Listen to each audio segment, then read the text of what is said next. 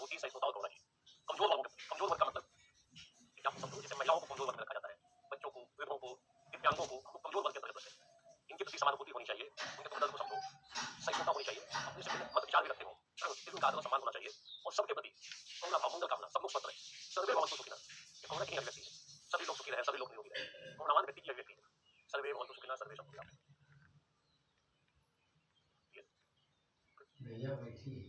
तो हम लोगों ने इसकी विवेचना की थी। अभी हम लोग देखते जा रहे हैं इमोशनल इंटेलिजेंस।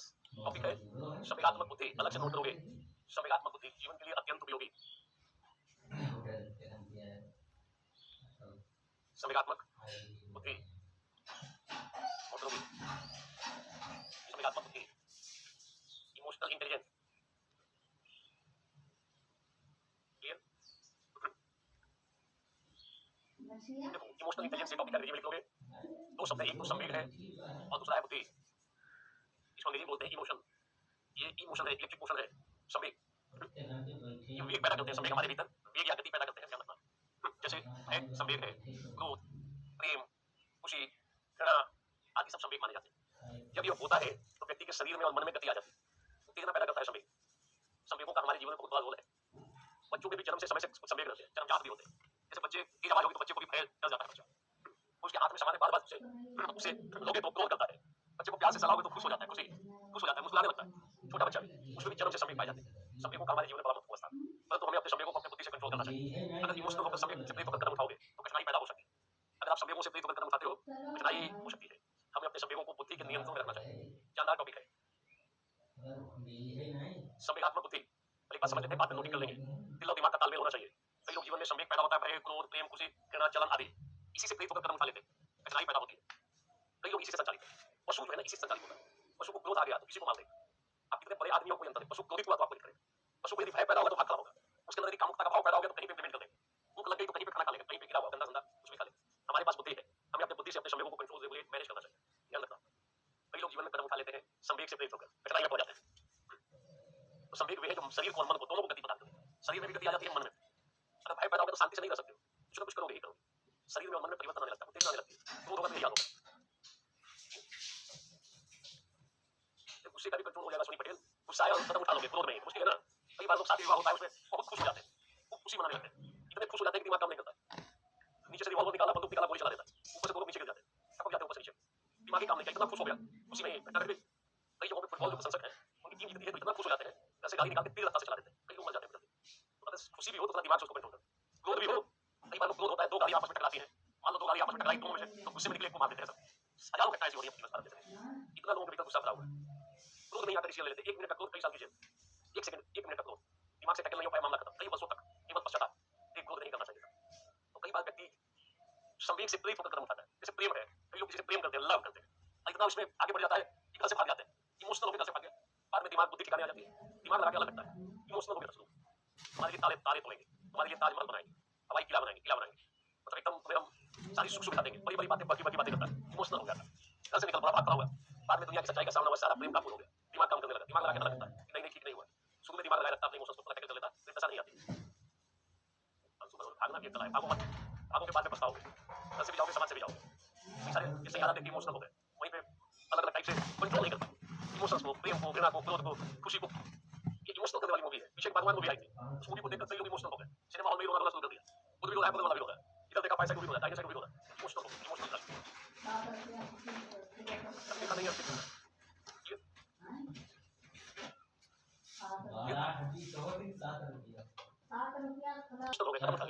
कभी कभी होता क्या है कि किसी घर में कोई घटना घटी है, लोग थोड़ा रो रहे हैं, उसके घर के लोग, कई लोग सांत्वना देने आते हैं, कई लोग इमोशनल हो जाते हैं, मंच पे जाके बोल देते हैं कि मैं भी इस फैमिली को 1 लाख रुपए सहायता दूंगा, इमोशनल हो गया था, आंख में आंसू आ रहे थे, बोल दिया 1 लाख हम भी इस फैमिली को देंगे, इस फैमिली की कठिनाइयों में मैं भी साथ, इमोशनल पे बोलता, बाद में दिमाग काम करता है, 1 लाख ज्यादा बोल दिया, मतलब कम बोलना चाहिए था, उपाय लगाता है कैसे बच जाए, 1 लाख ना देना पड़े, इमोशनल पे बोल दिया था, 5 साल सपोर्ट कर रहा था, कोई 10,000 से इमोशनल 1 लाख दूंगा।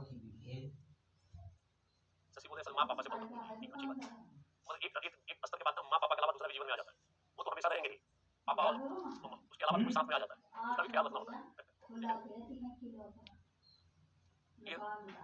ज्यादा मत देखो, आपसे भागने वाले के घर के हालात क्या होते हैं, जानते हैं, शीतल पांडे कोई नहीं, ये भी अपना मतलब अपना मनोशियर कर रही है, खुद ही बोल रहा है सब मोह माया है, खुद ही को देखो ये पहुंचा आदमी होगा, ठोकर खाने के बाद इसको लग गया है ये सब मोह माया है, ये थोड़ा वरिष्ठ टाइप का आदमी होगा, खुद ही को है, इसको सब पता चल गया ये सब मोह माया है, लोग माया के चक्कर में घूमते रहते हैं।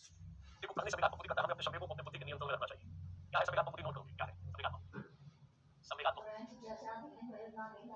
देखोगे मनुष्य की ऐसी क्षमता है, संवेगात्मक बुद्धि मनुष्य की ऐसी क्षमता है जिसके माध्यम से वह अपने और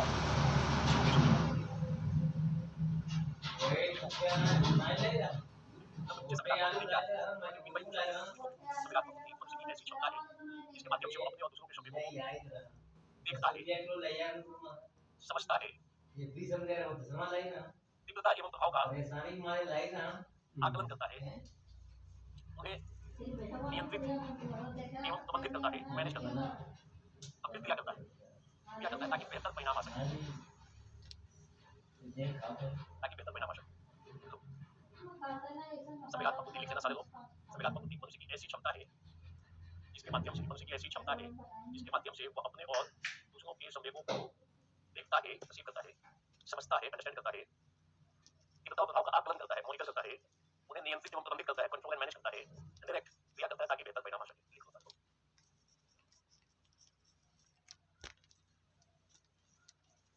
लिख लिया?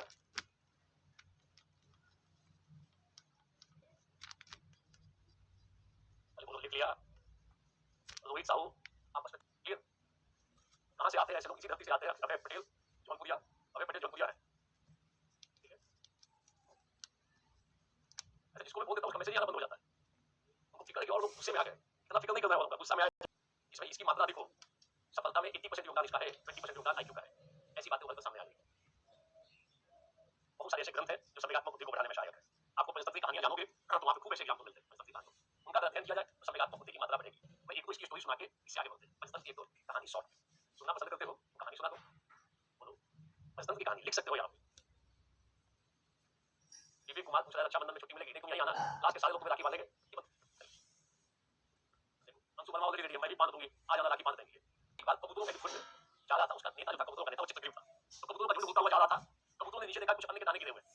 कबूतरों ने अपने कैप्टन से कहा भूख लगी है, चलते खाना खा ले। नीचे अन्न के दाने दिख रहे हैं।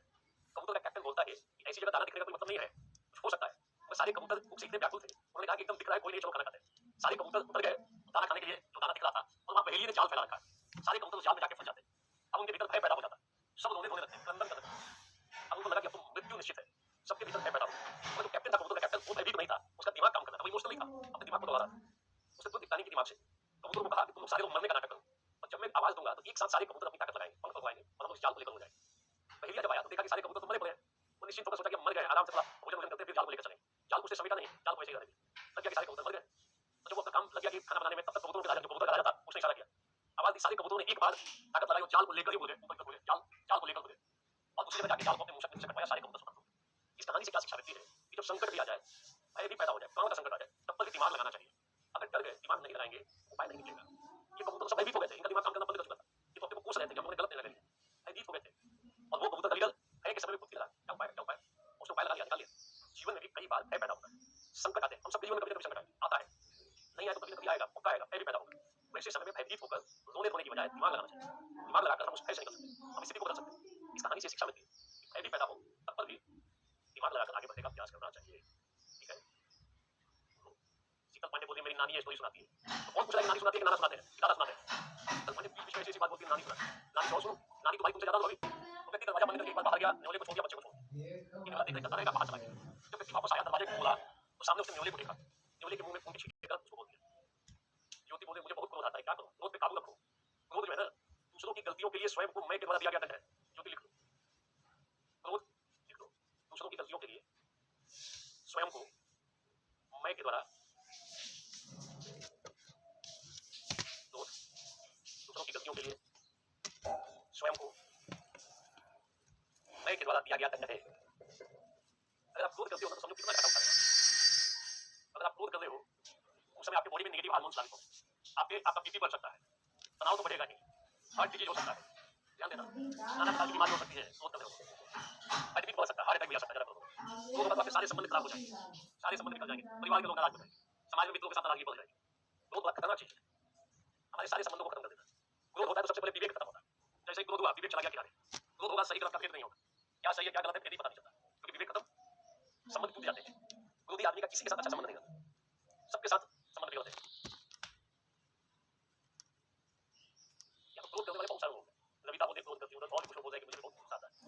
गुस्सा आता है तो मान के चलो आप अपने को ही दंडित कर रहे हो। क्रोध करने वाला व्यक्ति स्वयं को ही दंड देता है। क्या इतना तो तुम्हारी बात हो, ये खत्म हुआ, ये सही गलत का भेद खत्म हुआ, समझ में आ गया, तनाव पैदा होता है, क्रोध करोगे तनाव में आओगे।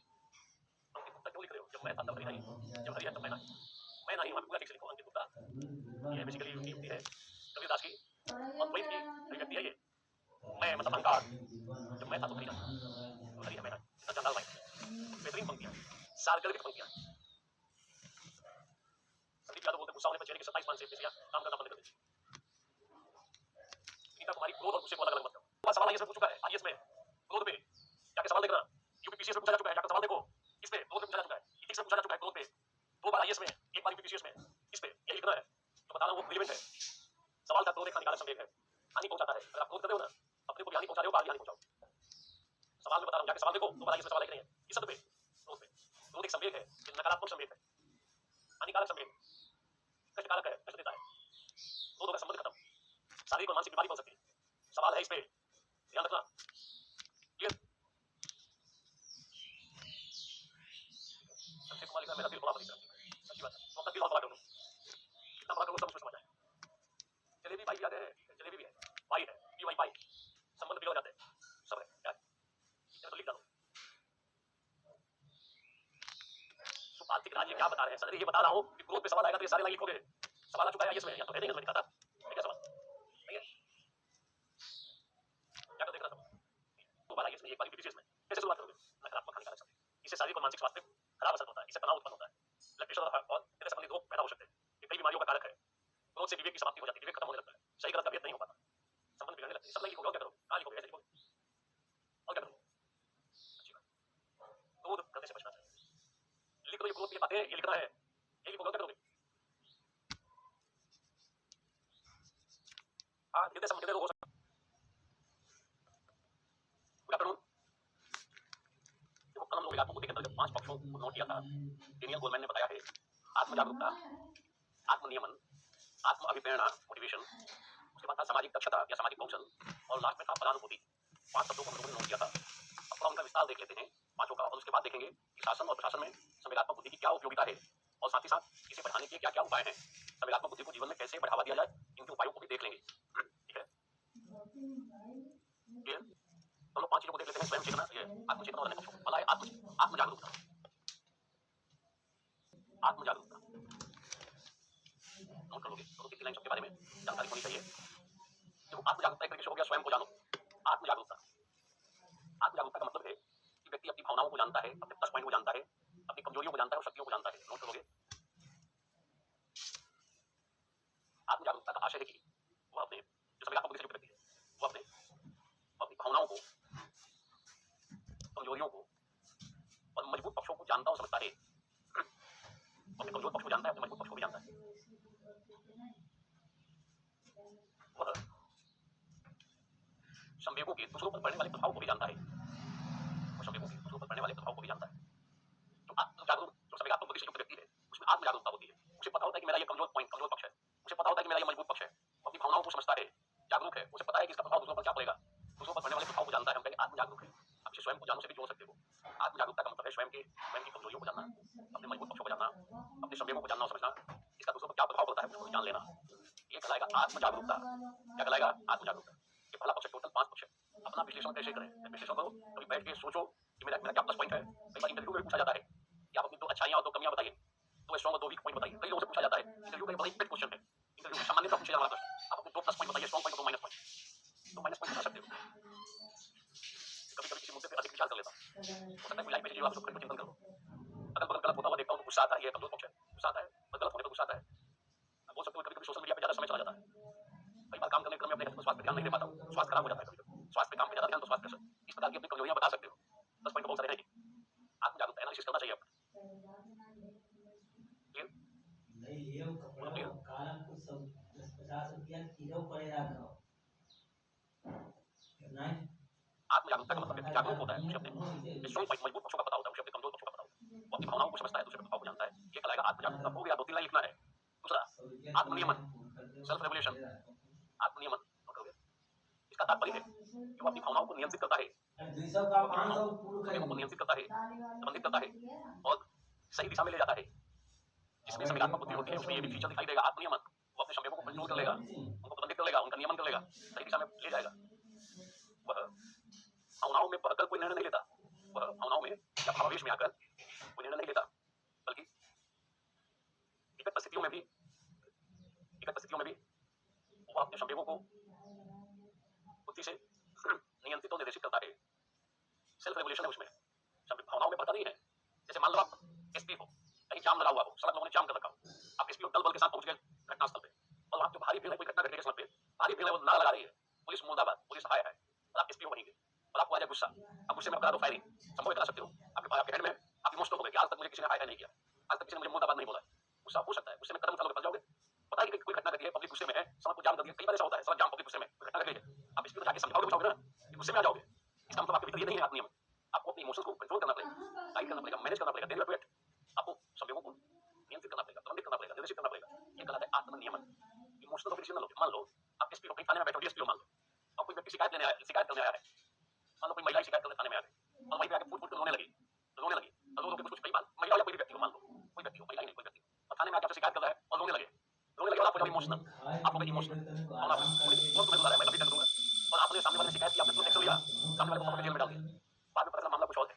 कई लोग ऐसे हैं कि आपके सामने आके रोना पीटना सब कर देंगे, मामला कुछ और रहता है, रोना कर लेंगे, आके रो भी रहा है तो इमोशनल पे थोड़ी एकदम आप भी इमोशनल हो जाओ, इसको किसने रुला दिया, इसको रोना नहीं चाहिए। आपको अगर किसी ने शिकायत लेकर आया, पहले शिकायत की जांच कराओगे ना, हो सकता है नोटंकी करवा होने वाला, कई बार होता है, कई बार कुछ लोग आपके पास आके नोटंकी नाटक कर देंगे, रोना कर देंगे, पैसा नहीं है मेरे पास, आप इमोशनल होकर अपना पैसा बाद में पड़ा पूरा बाद में आपका पैसा लेकर बैंक लगा रहा है किसी और दुनिया में, कई बार जेल में लगाएंगे, हो सकता है जेल में शिकायत कर रहा है, कोई सामने वाला शिकायत कर रही है, शिकायत की भावनाओं में बह के कदम उठा दोगे, भावनाओं में नहीं बहोगे, बोलो जो भावनाओं में बढ़ जाते हैं, करुणा रखोगे और हरी करुणा रखोगे क्या, सामने वाला कमजोर को वास्तव में उसको सताया जा रहा हो तो करुणा अपना जरूर करेंगे, उसे में काम करेंगे। कोई भी आ जाएगा, कई सारे आते हैं, बोलते हैं मेरे पास खाने का पैसा नहीं, हो सकता है नहीं, आप उसकी मदद करेंगे, तो कई बार हो सकता है कि आपको चुना लगाने के लिए आ रहा हो, कई बार ऐसे लोग टकरा जाते हैं, बोलो काम ही होगा इस टाइप से। दिल्ली में कई जगहों पे, चौराहों पे ऐसी खबरें आती हैं, पूरा गैंग काम करता है भीख मांगने का, पास उनको सुबह बुलाया जाता है, दिन भर बोलेंगे, सामने गाड़ी आके उनको लेते जाएगी, पैसा कलेक्शन है, वहाँ करुणा कमजोर पड़ने लगती है, अगर आपको ये बातें पता चले तो वास्तव में कमजोर है, असहाय है, उपेक्षित है, बोलो दयनीय स्थिति में है, वहाँ करुणा होनी चाहिए, करुणा एक अच्छा भाव है। पर कोई रोई गिराए और आप इमोशनल होकर कदम उठा दो तो दिक्कत हो सकती है आपको। कई सारे ऐसे लोग हैं जो आपके सामने रोना भी कर लेंगे, नाटक कर लेंगे, आप इमोशनल होकर अपना पैसा दे दोगे, ऐसा संभव है, तो जब ठोकर लगेगी इमोशन काबू हो जाता है। अंकित गुप्ता बोलते पालसन चौराहे पर भी होता है, दिल्ली में ज्यादा है, देश की राजधानी है ना, कई जगहों पर दिखाई देता है, वो कभी कुछ दिनों तक एक चौराहे पर रहेगा, वो गैंग दूसरे चौराहे पर जाएगा, तीसरे चौराहे पर जाएगा, ऐसा कई बार सुनने में आता है। शिवानी कुमारी ऐसा मत कहो गुरुजी इमोशनल नहीं होना है, इमोशंस हमारे जीवन का भी अंग है, और इमोशंस को बुद्धि से कंट्रोल रखो ना, होना भी होनी चाहिए, मत किसके प्रति हो, वास्तव में यदि कमजोर है, दरिद्र है, उपेक्षित है, असहाय है, वहां भी संवेदना प्रकट करनी चाहिए, उसको मदद भी करनी चाहिए। कहा क्या जा रहा है ये ध्यान देना, कहा क्या जा रहा है कि अपने इमोशंस को अपने विवेक से कंट्रोल रखो, क्लियर, बिल्कुल कल्पना सिंह, आज के टाइम में बहुत संभल के रहना होता है, बिल्कुल सही, ज्यादा इमोशनल होगे कठिनाई पैदा हो जाएगी, ज्यादा इमोशनल होगे तो फिर तो सोचना हो जाए, मान लो आपका फ्रेंडशिप किसी के साथ है और आप हो गए फ्रेंडशिप में इमोशनल होकर अपनी सारी चीजें पकड़ दी कि हमारे साथ ये है, बट शुरू हो जाएगा सोच, इमोशनल भी हो तो थोड़ा अपने को कंट्रोल करो दिमाग से, अपनी सारी चीजें बता दोगे, कमियों को बता दोगे, सामने वाला क्या करेगा, दुरुपयोग करेगा, कई इमोशनल अपनी एक चीज बता देते हैं दूसरे, इमोशनल होकर ज्यादा भाव विभोर हो जाते हैं, ज्यादा भाव विभोर होंगे तो क्या होगा, सामने वाले को बता दिया, बाद में शोषण शुरू, केवल अफसोस होता है कि मुझे सारी चीजें नहीं बतानी चाहिए, नहीं बोलनी चाहिए। रोहित साहू इधर ब्रेकअप हो जाएगा, अनुभवी आदमी हो, लगता है कि ठीक है, अब इसे बोले कि मैं बात कर चुका हूँ, श्रेया यादव बोले नींद को कैसे कंट्रोल करें, पलते पलते नींद आ जाती है, अगर पलते पलते नींद आ जाती है तो सुखद लक्षण है, पलते पलते सो जाओ, एक होता है रील देखते देखते सो गए, सिनेमा देखते देखते सो गए, वो दशा बहुत खराब है, वो दुर्दशा है, अगर पलते पलते उसी में सो गए तो अचेतन मस्तिष्क घूमता रहता है, अच्छी बात है, रील कम देखा करो, अच्छा यादव को भी वही प्रॉब्लम है, तो पलते पलते सो जाते हैं, रील देखते देखते सोते नहीं है, वीरेंद्र कुमार एक आदर्शवादी सज्जन यहाँ पे, बहुत बहुत धन्यवाद है रंजना सिस्टर, वीरेंद्र कुमार, सारे सिस्टर और ब्रदर यहीं पे आ गए, सिस्टर्स एंड ब्रदर्स, 8 तारीख को भी क्लास होगी, सब एक दूसरे को सिस्टर और ब्रदर बोल रहा है, पता चलेगा कितने लोग सिस्टर्स और ब्रदर्स बोल रहे हैं आपस में, ठीक है, तो ये सेल्फ रेगुलेशन अच्छी बात है, लेकिन सर में नींद ही नहीं आती, वाह देखो उन्होंने लिख दिया सभी हमें नींद ही नहीं आती, देखो इनकी अलग स्थिति है, किसी को नींद बहुत आती है, किसी को नींद ही नहीं आती, हमें पूछा जाना चाहिए कितने दिन से नींद नहीं आई है, इतना मैनेज कैसे हो जाता है कि नींद नहीं आती है, किसी को तुरंत नींद आती है, किसी को नींद नहीं आती, मैं क्या करूँ बताओ, दोनों टाइप की बोली बनानी पड़ेगी, नींद आने वाली बोली, नींद नहीं आने वाली, कितना टफ टास्क है पढ़ाना, मैं इमोशनल इंटेलिजेंस बनाऊं कि नींद की बोली बनाऊं, बताओ, आपस में चल रहा है संवाद, वार्तालाप, चेकिंग जारी है, किसी को आ जाती है, किसी को नहीं आती, ठीक है, वीरेंद्र कुमार अलग इंसान है, इस सब ने पकड़ लिया को, तुमको देखो मैं 10 चीजें पकड़ लूंगा मैं तुम्हारे बारे में, वीरेंद्र कुमार मुझे याद बता है, और जी लगा के बात कर रहा है, ऐसे तरीके में तरह बोलता हूँ, अब जी लगा के बोलता है, कितना संस्कारी बालक है, सामने वाले को इंप्रेशन बहुत अच्छा जाएगा, सभ्य बालक है, संस्कार कूट कूट के इसके भीतर भरा हुआ है, आदर्शवादी, सज्जन प्रवृत्ति है इसके भीतर। ठीक है, तीसरा देखो आत्माभिप्रेरणा, तो हम लोगों ने देख लिया। स्पेशली बहुत सारे आदर्श वाले देख लो, सज्जन प्रवृत्ति संस्कारी बच्चे, लबल है संस्कार, अच्छी बात है। 4-5 साल से देख लो, कौन तुम्हारे कौन हमेशा पता रहता है ना, कोई रहता है, ठीक है, ये तो तुम्हारा सज्जन प्रवृत्ति का है बच्चा, आइडियल। यहाँ पे देखो, अब समझ जाओ आत्माभिप्रेरणा। देखो इसमें संवेगात्मक बुद्धि होती है, कोई परिस्थिति हो, कोई भी समस्या हो, उसमें निराश नहीं होता, वो स्वयं को मोटिवेट करता है, अन्यों को भी मोटिवेट करता है, प्रेरित करता है। प्रेरणा का मतलब मोटिवेशन नहीं है इसमें। वो कठिनाई आएगी तो हाथ पे हाथ धरकर नहीं बैठेगा, वो अपने को मोटिवेट करेगा, समस्या का समाधान ढूंढने का प्रयास करेगा। नोट करोगे क्या मतलब है? कठिनाई या समस्या आने पर भी अगर लक्ष्य काफी है तो लक्ष्य काफी है स्वयं को प्रेरित करता है और निरंतर आगे बढ़ता है।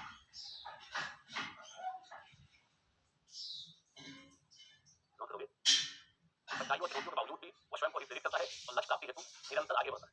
यह आत्माभिप्रेरणा व्यक्ति में क्वालिटी होनी चाहिए, आत्माभिप्रेरणा स्वयं को मोटिवेट करने वाली क्वालिटी होनी चाहिए। क्लियर? 2-3 लाइन लिखना है सब में, तीसरा था स्वयं को प्रेरित करना।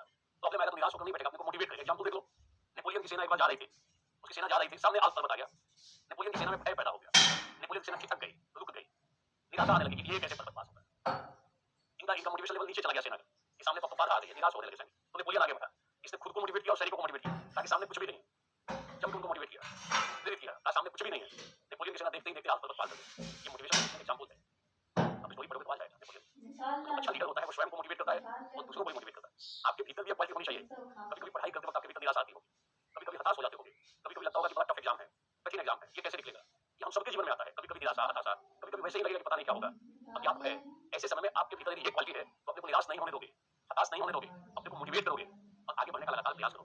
अंततः लक्ष्य की भी सिद्धि कर दोगे। जिसमें ये क्वालिटी नहीं है वो थोड़ा भी निराश हुआ, ये लंबा खिंच जाएगा, थोड़ा भी उसके भीतर हताशा आई, डिप्रेशन में जा सकता है, नीचे ही चला जाएगा गर्त में।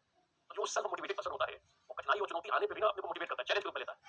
जैसे मैं एग्जांपल से बता रहा हूं, मान लो आप पढ़ रहे हो इकोनॉमिक्स और समझ में नहीं आया, हो सकता है पढ़ रहे हो रेपो रेट और रिवर्स रेपो रेट क्या है और समझ में नहीं आया कि रिवर्स रेपो रेट क्या है, कई लोग फंस जाते हैं, रेपो रेट और रिवर्स रेपो रेट, कई लोग सीआरआर में फंस जाते हैं।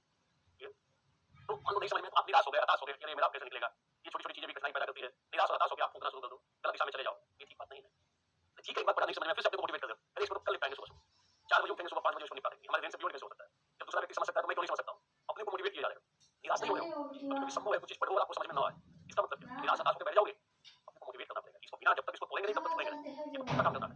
फिर से आप उसको टूटते हुए दूसरी ताकत के साथ बाद में उसको ले लेते, आप उसको कंट्रोल कर लेते। ये तभी संभव है जब आपके भीतर ये हो, नहीं तो नहीं समझ में आया, निराश हो गए, गलत गलत विचार आने लगा, समझ में नहीं आता, कहां फंस जाओ जंजाल में, आगे से पता नहीं कितना पढ़ना, 4 गाली यूपीएससी को, समझ में नहीं आया, निराश होने लगे। हमारे जीवन में कई बार निराशा आती है, चुनौती आती है, कठिनाई आती है, उस समय अगर संवेगात्मक बुद्धि अधिक है तो अपने को मोटिवेट करोगे, औरों को भी मोटिवेट करोगे और अपने लक्ष्य की ओर निरंतर प्रयास करोगे, निराश होकर बैठोगे नहीं। बड़ी शानदार क्वालिटी है सेल्फ मोटिवेशन, आपके भीतर ये अवश्य होना चाहिए। कभी निराशा हो तो गर्त में मत जाओ निराशा के, मोटिवेट करो, फिर से उसको चैलेंज करो, आगे बढ़ने का पुनः प्रयास करो। और हम कभी ना कभी आएगी निराशा, जीवन है, ये सब हमारे जीवन का अभिन्न अंग है, कभी दुख होगा, कभी असफलता मिलेगी, कभी ऐसे ही निराश हो जाओगे। ऐसी स्थिति में सेल्फ मोटिवेशन का होना अत्यंत आवश्यक है।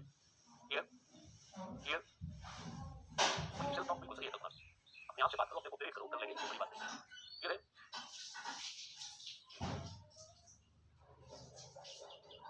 क्लियर? कई लोग पढ़ रहे हैं और ज्यादातर तो मुझे लगता है यहाँ चैटिंग करने की स्थिति में रहते हैं, ऊपर एक से कमेंट करता है। देखो निराशा हमारे जीवन का पार्ट है, कभी कभी निराशा होगी। ट्रम्प सबसे शक्तिशाली व्यक्ति ट्रम्प, कई बार निराश हो जाते हो, बोलो बात करते रुकवा देंगे रूस यूक्रेन युद्ध, पुतिन कहते करो तो हम अटैक करेंगे ही करेंगे, निराश हो जाते हो। एलन मस्क से वो भी निराश हो गए होंगे, कितना अच्छा इसको जिताने के लिए मैंने काम किया, बड़ा हताश हो गए होंगे, भीतर से दुख हुआ होगा और साथ में आए होंगे। भारत के प्रधानमंत्री भी बड़ा दुखी महसूस कर रहे होंगे, उन्हें निराशा हुई होगी इनको, जिस प्रकार ट्रम्प ने टैरिफ ठोका है, उल्टा उल्टा बोल रहा है भारत के खिलाफ, कुछ भी बोल सकता है, हुआ बहुत अच्छी बातें बोल सकता है, बहुत बुरी बात बोल सकता है, अनप्रेडिक्टेबल आदमी। भारत के लोग भी तो कभी कभी इसी में अपने रास्ता दिखाना है, अच्छा ठीक है तुम्हें भी देख लेंगे, बजाय कि निराश हताश होकर हम तो ट्रम्प बहुत नाराज हो गए, टैरिफ ठोकने जा रहे हैं। चाइना ने ठीक से उनको समझाया, आगे वहां पे धरातल पे शुरुआती दौर में कितना उछल कूद कर रहे थे, चाइना ने अपनी नीति अलग बनाई, अब चाइना निराश हो जाता है, भारत निराश हो जाता है, तो ठीक है। प्रधानमंत्री ने जवाब दिया, कहां से? जो हमें जरूरत होगी हम वो कर देंगे, स्वदेशी तकनीक अपनाएंगे। अब बजाय भीतर से भीतर उदास निराश होकर बैठे, अच्छी बात नहीं है। क्लियर? देखो सपने टूटते हैं, अनु सिंह जो इस बार की टॉपर है शक्ति दोगे, इनका भी तो पहली बार में सपना टूटा होगा, दूसरी बार फिर टूटा, बार बार टूटा, लास्ट में पता चला नंबर 1 पोजीशन पा गए। उनके भीतर ये जबरदस्त क्वालिटी होगी, अपने को मोटिवेट करती होंगी, उनको भी थोड़ी बहुत निराशा होती होगी नहीं होती होगी, पीटी फेल, दोबारा पीटी फेल, कितना व्यक्ति निराश होता होगा। अगर ये क्वालिटी उनके भीतर नहीं रहती तो सफल नहीं हो पाती, उन्होंने अपने को खूब मोटिवेट किया होगा। फेल हो फिर भी पढ़ रहे हो, कम बड़ी बात है, तो फेल होते तो मन नहीं लगता है पढ़ने में, सेल्फ मोटिवेशन आला दर्जे का, सेल्फ रेगुलेशन उनके भीतर बहुत है, उन्होंने फिर से अपने को रेगुलेट किया, अपनी कमजोरियों को देखा, अच्छाइयों को ठीक किया, कमजोरियों को दूर किया, फाइनली टॉप कर गए। हम बोल सकते हैं उनके भीतर इमोशनल इंटेलिजेंस की मात्रा अधिक है। अदरवाइज 4 साल तक अपना मोटिवेशन लेवल मेंटेन रखना आसान काम है, टफ टास्क है। कई लोग टूट जाते हैं, पिघल जाते हैं, नशे के सेवन में लिप्त हो जाते हैं। देखो कई बार सपने टूटते हैं, इसका मतलब क्या जिंदगी समाप्त है? अब्राहम लिंकन को देखो, कई बार चुनाव हारे, एक बार दो छोटा छोटा चुनाव, पंचायती टाइप का चुनाव हार गए, लोकल स्तर पे चुनाव हार गए, हमेशा मोटिवेट करते रहते हैं, फाइनली राष्ट्रपति का चुनाव जीत गए। तो जिंदगी में कई बार हमें सफलता मिलती है, उसमें भी अपने को मोटिवेट करते रहना चाहिए। जानदार क्वालिटी है, आप सबको अपने भीतर धीरे डेवलप करना चाहिए। बजाय कठिनाई आए, चुनौती आए, फूकना शुरू कर दें, पैर लेना शुरू कर दें, नशे का सेवन शुरू करें, बुलाने के लिए ठीक बात नहीं है। अपने को मोटिवेट करो, रेगुलेट करो और सेल्फ अवेयर बनो, अपनी कमियों को जानो, क्या स्ट्रॉन्ग है क्या वीक है। तो निसंदेह आगे का रास्ता बनता रहेगा। आप अपने लक्ष्य की प्राप्ति को बढ़ते रहोगे अगर ये सारी क्वालिटी है तो। जानदार चीज है। शाम की क्लास यहीं पे सिविल लाइन में क्लास चलती है केजीएस की, अगली क्लास चल रही है लाइव क्लास सुबह शाम में। आज सुबह वाली क्लास थी, शाम वाली क्लास आज भी है 5:30 में। क्लियर? देखो चौथा पॉइंट, तीसरा पॉइंट, चौथा पॉइंट सामाजिक कौशल, सामाजिक दक्षता। सामाजिक दक्षता का मतलब है कि जिस व्यक्ति में संवेगात्मक बुद्धि होती है, मात्राधिक होगी, वह नोट करोगे। सामाजिक दक्षता का आशय है कि अन्य लोगों के साथ अच्छे संबंध बनाए रखना, अच्छे संबंध बनाए रखना। इसमें सामाजिक दक्षता होती है, वो अन्यों की पसंद नापसंद को जान लेता है। नोट करोगे, अन्यों के पसंद नापसंद को जान लेता है और उसके अनुरूप कार्य भी करता है, उसके अनुरूप अपनी भावनाओं को अभिव्यक्त करता है और कार्य करता है। जिसमें सामाजिक दक्षता होगी ना, वो दूसरों के भावों को जान लेगा, दूसरे के पसंद को जान लेगा, नापसंद को जान लेगा, समझ लेगा और उसको समझ के व्यवहार करेगा। इसलिए इससे सामाजिक संबंध बेहतर होता है। कई लोग सामाजिक रूप से बड़े स्किलफुल होते हैं, जहां जाते हैं सबके साथ अच्छा संबंध बना लेते हैं। नेताओं में, समाज सेवियों में सामाजिक दक्षता अधिक होती है, तुरंत अपने आसपास के साथ रिलेशन बना लेगा। अब देखो कोई व्यक्ति एक दिन के लिए आपके घर पे आया, उसके जाने के बाद सब लोग पूछते हैं कहां चला गया। अब कोई हो सकता है एक दिन के लिए आया और पड़ोसी से भी झगड़ा कर ले, सबके साथ अपना संबंध खराब कर ले। हम कहेंगे उसमें सोशल स्किल्स की कमी है, सोशल स्किल्स की, उसमें सामाजिक दक्षता नहीं है। तो जिसमें संवेगात्मक बुद्धि ठीक मात्रा में हो, उसमें सामाजिक दक्षता अधिक होती है। वो तुरंत दूसरे लोगों के पसंद नापसंद को भांप लेता है और भांप कर उसके अनुसार कदम उठा लेता है।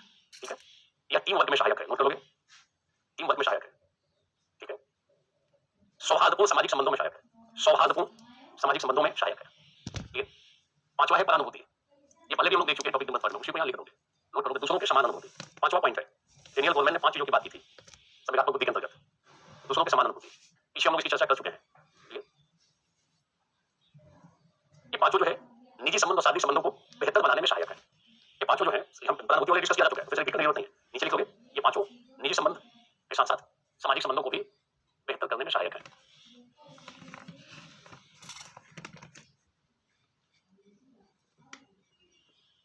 क्लियर?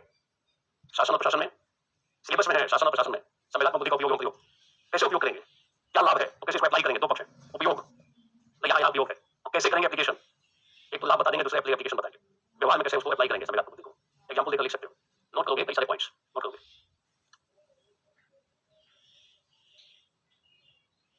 पहला पॉइंट, लिखेंगे यदि आप शासन और प्रशासन में संवेगात्मक बुद्धि का उपयोग लिखा हुआ सिलेबस में। पहला पॉइंट, प्रशासकों को बेहतर निर्णय लेने में संवेगात्मक बुद्धि सहायक है। नोट करोगे, प्रशासकों को बेहतर निर्णय लेने में संवेगात्मक बुद्धि सहायक है।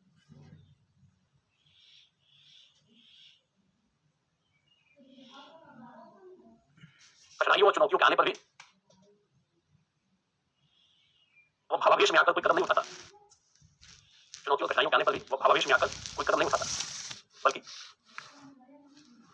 वो संतुलित निर्णय लेता है। वो संतुलित निर्णय, बैलेंस्ड एकदम जजमेंट होगा। दूसरा पॉइंट, समस्याओं, संघर्षों एवं विवादों को प्रभावशाली तरीके से समाधान करने में, सुलझाने में, समस्याओं, संघर्षों एवं विवादों को प्रभावशाली तरीके से सुलझाने में संवेगात्मक बुद्धि मददगार है। प्रशासन में कैसे मददगार है वो लिख रहे हैं। समस्याओं, संघर्षों एवं विवादों को प्रभावशाली तरीके से सुलझाने में। नेक्स्ट, टीम वर्क और नेतृत्व क्षमता बढ़ाने में, प्रशासन में टीम वर्क और नेतृत्व क्षमता दोनों में बढ़ाने में संवेगात्मक बुद्धि मददगार है। संवेगात्मक बुद्धि मददगार है। नोट करोगे, इसी में नोट करोगे। सकारात्मक कार्य संस्कृति के निर्माण में संवेगात्मक बुद्धि सहायक है। सकारात्मक कार्य संस्कृति के निर्माण में। नोट करोगे, जनता के साथ बेहतर संबंध स्थापित करने में, जनता के साथ बेहतर संबंध स्थापित करने में। इसी में लिखोगे, संवेगात्मक बुद्धि से युक्त शासक, संवेगात्मक बुद्धि से युक्त शासक जनता की समस्याओं, कठिनाइयों, अपेक्षाओं, संवेगात्मक बुद्धि से युक्त शासक जनता की समस्याओं, कठिनाइयों, अपेक्षाओं एवं भावों को जान लेता है।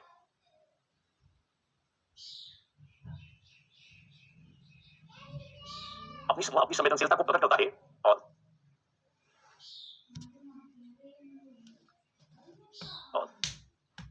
प्रभावी ढंग से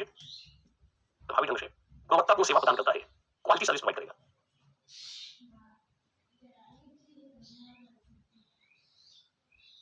नेक्स्ट, प्रशासन में संगठित होकर काम करने और स्वयं को और सहकर्मियों को प्रोत्साहित करने स्वयं को सहकर्मियों को प्रोत्साहित करने, दूरदर्शिता के साथ नेतृत्व करने आदि में संवेगात्मक बुद्धि सहायक है। संवेगात्मक बुद्धि सहायक है। अब जैसे एग्जाम्पल देख सकते हो, एक एग्जाम्पल हमने दिया, मान लो जैसे एक छोटा सा एग्जाम्पल देते हैं, एक तो सड़क दुर्घटना दिखा सकते हैं, हम आपदा राहत में दिखा सकते हैं। मान लो कहीं पे आपदा आई है और आप एक ऐसे केस स्टडी में सवाल बने, आप एक राहत दल के हेड हो, आप इसका नेतृत्व कर रहे हो, एक राहत दल का नेतृत्व कर रहे हो, आपकी लीडरशिप में एक राहत दल, मान लो 50 लोगों का राहत दल गया है सामग्री लेकर आपदा प्रभावित क्षेत्र में। यहाँ के लोग गुस्से में है, वहाँ भारी आपदा आई है, गुस्से में भी है, और किसी तरीके से आप वहां तक पहुंचे हो जहां से दल पहुंच रहा है, लगभग 50 किलोमीटर दूर है, सड़कें भी टूटी। देखो जब हम लोगों ने टॉपिक नंबर 1 देखा था, उस समय हम लोगों ने इस टॉपिक को छोड़ दिया था और मैंने यह बताया था कि इस टॉपिक को हम लोग टॉपिक नंबर 5 को करते हुए कंप्लीट करेंगे। वो टॉपिक है महान नेता, सुधारक और प्रशासकों के जीवन तथा उनके उपदेशों से शिक्षा। तो महान नेता, सुधारक और प्रशासक, इन तीनों का भी अध्ययन करने जा रहे हैं और इसके साथ साथ हम लोग, ध्यान देना, हम लोग इनको भी पढ़ लेंगे, नैतिक विचारक और दार्शनिक। तो हम टॉपिक नंबर 5 के अंतर्गत 5 लोगों को पढ़ने जा रहे हैं। महान नेता पढ़ेंगे, ध्यान रखना, सुधारकों को पढ़ेंगे, हम लोग प्रशासकों को पढ़ेंगे और प्रशासकों के साथ साथ हम लोग नैतिक विचारकों को और दार्शनिकों का भी अध्ययन करेंगे। तो कुल मिलाकर 5 वर्ग हो गए, महान नेता, सुधारक, प्रशासक, नैतिक विचारक और दार्शनिक। ये तीनों जो है पहले टॉपिक से संबंधित है। हमने वहां पहले टॉपिक पढ़ाते वक्त यह बताया था कि इसे टॉपिक नंबर 5 के साथ क्लब करके पढ़ेंगे। तो अब हम लोग उसको देखने जा रहे हैं। प्रयागराज में बहुत बारिश तेज हो रही है और प्रयागराज में बाढ़ की स्थिति है। कई सारे जो गंगा के निकटवर्ती इलाके हैं, सभी निकटवर्ती इलाके हैं, वो जलमग्न होते जा रहे हैं, कठिनाई हो रही है।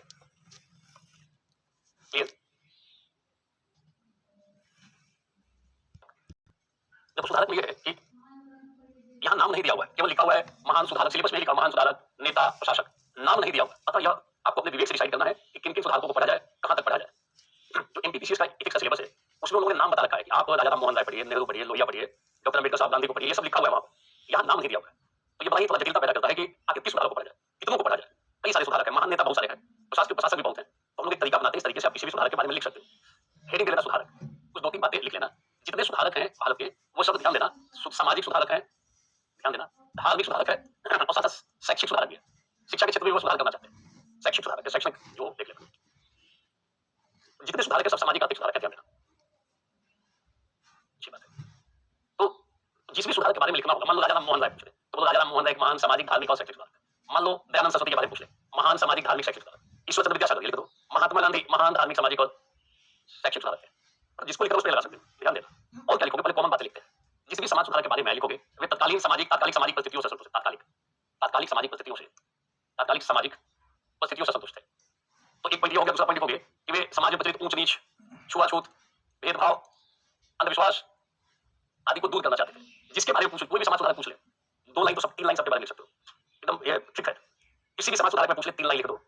जिसको भी पूछेगा महान ही पूछेगा, बोलो महान सामाजिक एवं धार्मिक सुधारक थे। वे उस समय के समाज की परिस्थितियों से संतुष्ट थे, वे समाज में बदलाव लाना चाहते हैं, वे समाज में प्रचलित ऊंच नीच, छुआछूत, अंधविश्वास और लोहीवादिताओं का अंधविश्वास और लोहीवादिताओं का विरोध करते हैं। लोहीवादिताओं के विरोधी थे। जिसमें भी पूछ ले 4 लाइन तो किसी को लिख देंगे, जिसका ठीक से पढ़े भी नहीं 4 लाइन तो लिख देंगे। कोई भी आ जाए एनीवन, तो ये पता होना चाहिए समाज सुधारक है, बस 4 लाइन सीधे लगा देंगे। ज्योतिबा फूले पे आ जाए, ज्योतिबा फूले एक महान सामाजिक एवं धार्मिक सुधारक थे। वे उस समय सब तत्कालीन समाज की परिस्थितियों से संतुष्ट थे, वे समाज में प्रचलित ऊंच नीच, छुआछूत, अंधविश्वास, भेदभाव, लोहीवादिताओं का विरोध करते थे।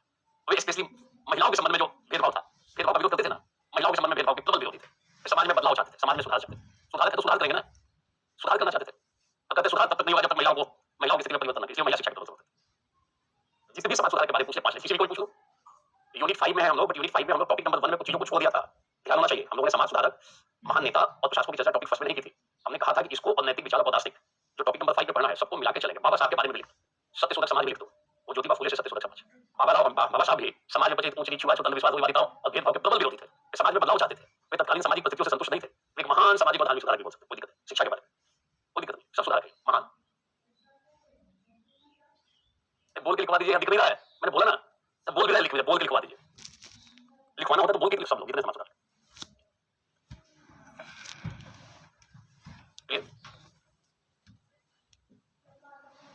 तो ऐसे लिख सकते। अब देखो ध्यान देना, जितने सुधारक है, मान लो हम लोग को पढ़ना है सुधारक पढ़ना, सुधारक है तो सुधार करेंगे पक्का। सुधार के क्रम में 2 काम करेंगे। देखो जिस भी सुधारक के बारे में पूछ ले, बोलो सुधार करते हैं, नाम ही लिखा है सुधारक, सुधार तो करेंगे ना। तो क्या करेंगे, कुछ चीजों का विरोध करेंगे और कुछ चीजों का समर्थन करेंगे।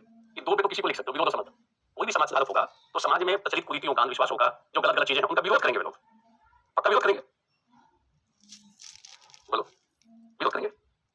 और अच्छी चीजों का समर्थन करेंगे, जैसे नारी शिक्षा का, नारी स्वतंत्रता का, नारी अधिकार का, नारी सशक्तिकरण का, ये सब सपोर्ट करेंगे। नारियों के संदर्भ में ये भी चाहेंगे विधवा पुनर्विवाह को परमिशन मिले। जितने समाज सुधारक हैं सब चाहते हैं विधवा पुनर्विवाह को भी परमिशन मिले। पहले समाज में विधवा पुनर्विवाह निषेध था, मगर सब लोग समर्थन करते हैं कोई किसी कारण से विधवा हो जाए मगर उसको पुनर्विवाह का मिले। ये ईश्वरचंद्र विद्यासागर के साथ काम हुआ। उनके प्रयासों के कारण 1856 में लॉर्ड डलहौजी के काल में विधवा पुनर्विवाह कानून पारित हुआ। ईश्वरचंद्र विद्यासागर 1856 लॉर्ड डलहौजी। तो समर्थन में लिख दूंगा नारी की शिक्षा का, नारी स्वतंत्रता, नारी अधिकार। अब विरोध में जितना गलत गलत चीजें सब लिख दो। देखो जितने समाज सुधारक हैं ये लोग दो तीन चीजों में सुधार करते हैं। एक तो महिलाओं की दशा ठीक नहीं है, दूसरा जो नीचे के लोग हैं समाज में शुद्ध अतिशुद्ध इनकी दशा ठीक नहीं है, और दूसरा किसानों की स्थिति ठीक नहीं है। कई लोग किसानों की स्थिति में जैसे सहजानंद सरस्वती आदि किसानों की स्थिति दयनीय है, उनकी स्थिति में सुधार होना चाहिए। ज्यादातर समाज सुधारक जो है ना वो इनकी स्थिति में सुधार, महिलाओं में सुधार नहीं, महिलाओं की दशा में सुधार करना होता है। ऐसे मत लिखना महिला सुधार के समझ, महिलाओं की जो दयनीय स्थिति उसमें सुधार समझ, महिलाओं को नहीं सुधारना है, महिलाओं की जो स्थिति खराब हो गई है उसको ठीक करना। लोग जोश में लिख देते हैं महिला सुधार के प्रबल समर्थक, महिलाओं की स्थिति में सुधार के समर्थक, महिलाओं को मतलब लिख लोगे।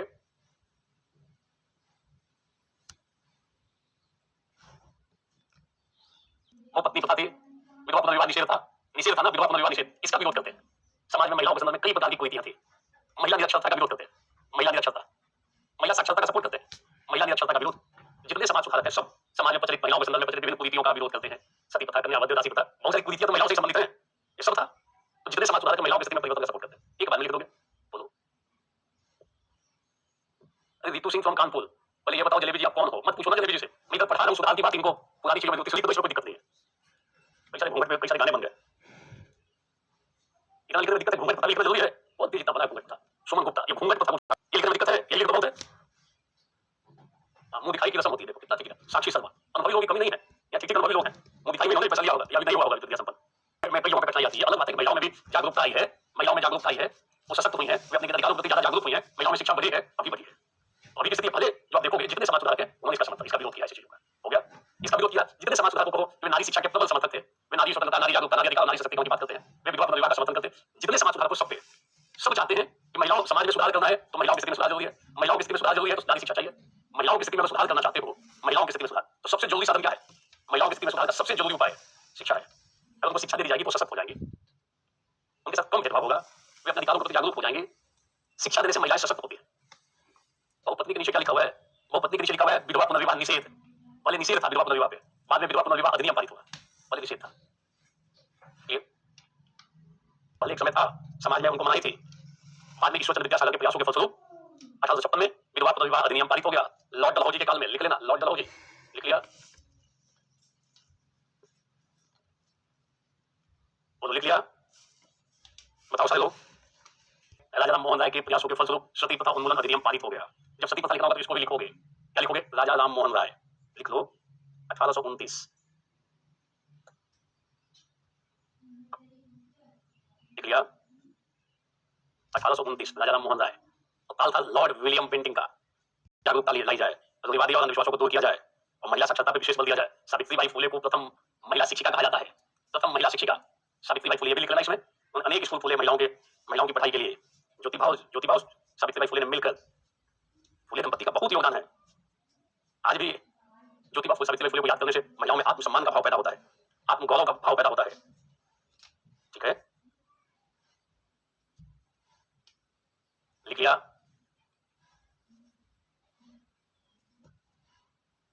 दोनों चीज हो रहा है अखिलेश, अभिषेक, दोनों चीजें हैं। मान लो किसी समाज सुधारक के बारे में सवाल आ गया, मान लो किसी के बारे में कोई बटन नहीं बन, मान लो लिखना होगा समाज सुधारक, कैसे लिखेंगे? जिस भी समाज सुधारक का नाम आएगा कोई ना कोई महान समाज सुधारक पूछेगा, ऑर्डिनरी का नाम पूछेगा नहीं। तो सामान्यतः हम उनके बारे में लिख सकते हैं, थोड़ा दिमाग लगाए रखना कि वे एक महान सामाजिक धार्मिक सुधारक थे। वे तत्कालीन समाज की परिस्थितियों से संतुष्ट नहीं थे, वे समाज में बदलाव चाहते थे। जिसके बारे में पूछे, वे उच्च समाज में प्रचलित ऊंच नीच, छुआछूत, अंधविश्वास, रूढ़िवादिताओं के विरोधी थे। चल यहाँ से निकल गया। वे समाज में प्रचलित महिलाओं के संबंध में प्रचलित सती प्रथा, कन्या अवैध दासी प्रथा, बहुपत्नी प्रथा, विधवा पुनर्विवाह निषेध, महिला निरक्षरता आदि का प्रबल विरोध करते हैं। वे नारी शिक्षा और जागरूकता के प्रबल समर्थक हैं। वे नारी स्वतंत्रता, नारी अधिकार, नारी सशक्तिकरण की बात करते हैं। वे विधवा पुनर्विवाह का सपोर्ट करते हैं। अगर ईश्वरचंद्र विद्यासागर को ये लाइन जरूर आना चाहिए, अगर सती प्रथा हो तो राजा राम मोहन राय के सवाल को ये लाइन जरूर आना चाहिए। राजा राम मोहन राय के प्रयासों के फलस्वरूप 1829 में ये सती प्रथा उन्मूलन, कितने आसानी से लिख लोगे, इसी के बारे में पूछ लिख लोगे, दिमाग डालोगे तो लिख लोगे। कैसे लिखा जाएगा, कैसे लिखा जाएगा? लाइन बना दोगे, मैं समझा रहा हूँ। लाइन बना के लिखो तो पैराग्राफ में, एक बार सारे लोग इसको लिखो, इसमें 4 लाइन लिखो। यार सुधार के बारे में 4 लाइन लिखो, पहला ये लाइन, दूसरा ये लाइन, तीसरा समाज में बदलाव चाहते थे, और चौथा ये लाइन। 4 लाइन लिखो, लिखो 4 लोग अपने मन से लिखो, दिमाग लगाओ। जलेबी भाई का हालचाल पूछोगे तो थोड़ी चले, आपस में गप करने वाले बहुत है, इसमें चैटिंग करते हैं, सब विरोध करते थे। मैं नारी शिक्षा के प्रबल समर्थक थे, नारी अधिकार, ये सब पे 2 लाइन बन जाएगा, कठिन थोड़ी है, समझ में भी आ जाएगा, लिख भी लोगे।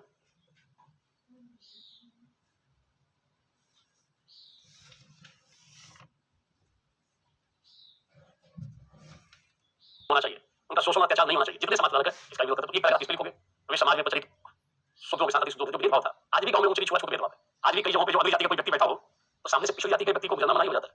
जहाँ अगली जाति के लोग पानी पीते हों, फिर वहाँ पे शुद्ध पानी पी ले तो दिक्कत है। गाँव में अभी खूब खबरें आती हैं, मान लो, समझ लो क्या होता है, गाँव में अभी भी है, मान लो किसी अगली जाति के व्यक्ति का मकान है, बड़ा सा ऊँचा टाइप का मकान है, महल टाइप का मकान, और सामने कोई निम्न जाति का व्यक्ति या जो निचली जाति का व्यक्ति है, उस व्यक्ति उसका विवाह हो रहा हो, और वो खुशी में घोड़ी पे बैठ के जा रहा हो, घोड़ी का लगाम पकड़ के झूमते हुए, मुस्कुराते हुए। पता चलता है कि ये अगली जाति का कोई व्यक्ति कहेगा नीचे उतर के चलो पैदल, मेरे घर के सामने घोड़ी से जाओगे, पैदल चलो नीचे पैदल चलो। कई बार ऐसा होता है, घोड़ी से उतार देते हैं। वो अपनी दुनिया में पाप देख रहा है, उसको घोड़ी से उतार देते हैं जमीन पे। अभी भी खूब खबरें आती हैं कि जबरन घोड़ी से उतार दिया, जा रहा था शादी के लिए, उतार देते कि मैं फलाना आदमी हूँ, मेरे सामने तुम घोड़ी पे बैठ के जाओगे, तुम नीचे वाली जाति के हो। ऐसी चीजें कई बार खबर में आ जाती है। शिवानी कुमारी डाउट पड़ गया, क्या डाउट है? किस दहेज प्रथा के विरोधी है। देखिए ऊंच नीच छुआ-छूत भेदभाव खत्म हो जाए, तो समानता के पक्षधर हैं, किसानों की स्थिति में सुधार के भी वे लोग समर्थन करते हैं।